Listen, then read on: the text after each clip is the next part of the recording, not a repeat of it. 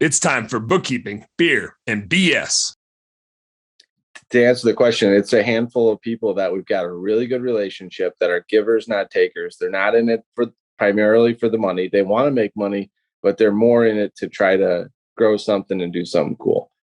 And from a mindset shift, it's actually, in my opinion, way easier to run a $5 million business than it is to run a $500,000 business. Way easier. And so it's easier to finance a $5 million business than a $500,000 business. I had this conversation with the CEO of our drain tile business that's right up by you. I know you've talked to him a couple of times. Yep. He says, he ran an $18 million business and now he's running we'll probably do $6-7 million this year. And he said it was easier running the $18 million business, way easier. Everything's just bigger numbers. So I think it is a mindset shift, but when you get to that next level, you'll see it's way easier as you keep going bigger. I had two thoughts as you were talking about that. One is I presented down at PWMCA in Orlando a few weeks ago on just the cost of scaling and like the weird purgatories as you scale a business. And we had our board meeting a week or two ago, and we were talking about our Minneapolis window cleaning company specifically.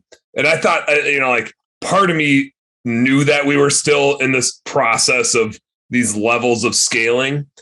And we did 750,000 or something 2 years ago. And then I was like, oh, we're like past the pain points of the scaling. But I also like knew in the back of my mind, we were still a little bit in it. And we grew our business to damn near 1.1 million. We almost grew by 50%. And I don't think we made any more money. And as I look back, I'm like, but I don't think we did anything wrong. Like it was so frustrating. And I mean, and worked our asses off to do it.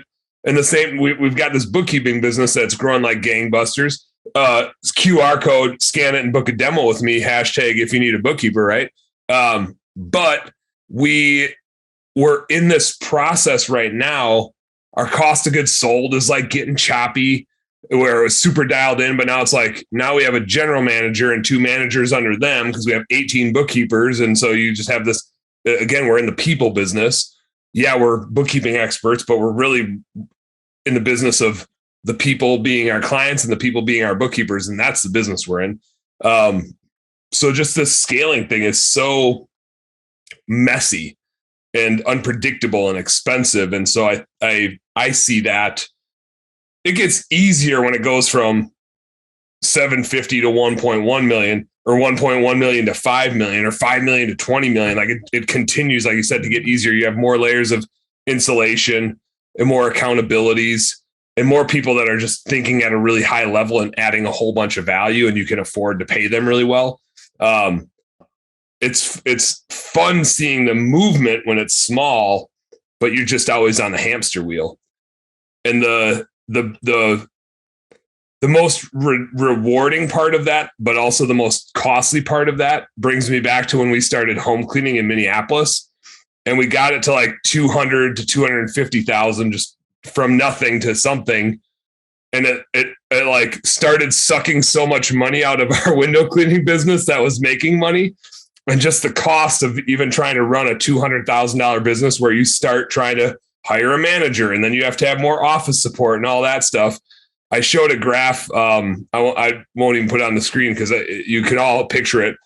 Usually when we're at like 250,000, especially if it's like pressure washing or window cleaning or landscaping, it's like us and a helper. And we're making $100,000 to $150,000 as an individual running that business.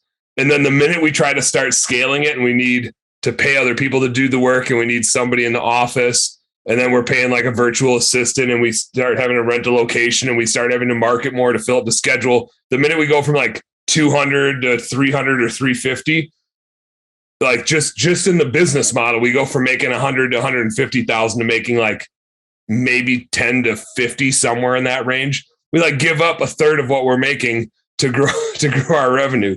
And I see so many people like jump into that and they're like, oh shit, like I'm back on the truck.